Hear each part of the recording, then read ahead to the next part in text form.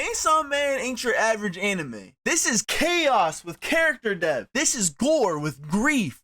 Now let's talk about how Chainsaw Man violently ripped his way into peak cinema. This anime doesn't ease you in. It kicks the door down with a chainsaw and says, you trying to laugh, cry, or lose your mind today? And by the end of it, you might just be doing all three at once. So boom.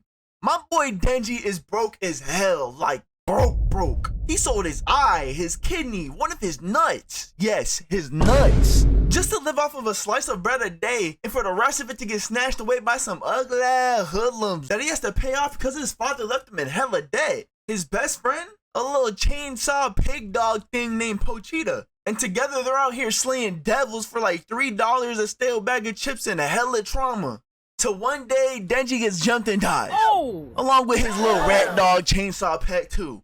Which I'ma tell you, that shit almost made me turn this shit off. Like, bro, this is man's best friend. But then Pochita comes back in the clutch and fuses with Denji, and bro just wakes up like, what the fuck? But what we saw was this man absolutely brutally violate every single living thing in the room maliciously, disgustingly, and I couldn't even look away. And that's how my boy Chainsaw Man became a thing. Get it? Chainsaw Man because he's a man with chainsaw.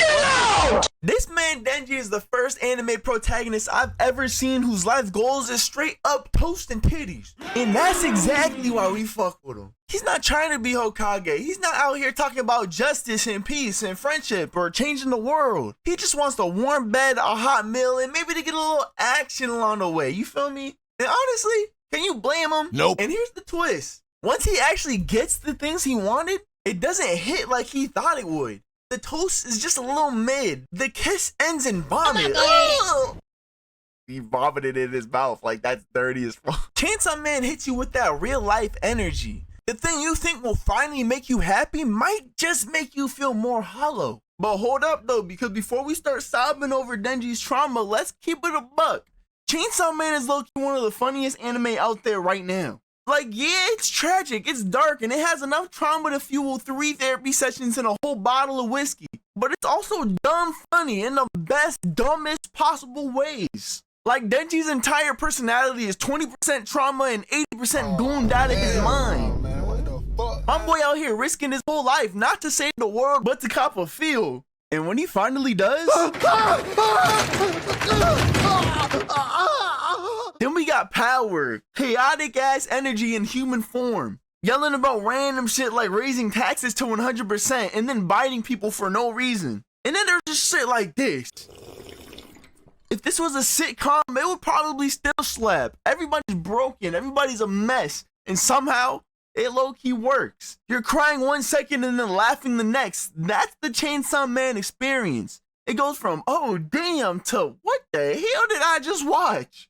Now let's talk about these weird ass characters they got in this anime, bro. Cause these dudes take a step further than just being quirky. They're damaged. And they have a way of getting you to feel it too. Denji doesn't even know what to feel or what to want other than survival. Aki's entire life is on a countdown. This anime isn't just about devils. It's about what people become when their life breaks them. And they just keep moving anyway. There is no redemption arc. There's just survival. In Chainsaw Man, surviving isn't inspiring. It's messy, it's ugly, exhausting. Aki's making contracts that literally shorten his life every time this man draws his sword. Himeno gave everything she had just to still lose. Power learns to love right before it gets ripped away. Every win comes with a scar. Every power-up costs a piece of your soul. And the way they're able to show this in the art is damn near beautiful.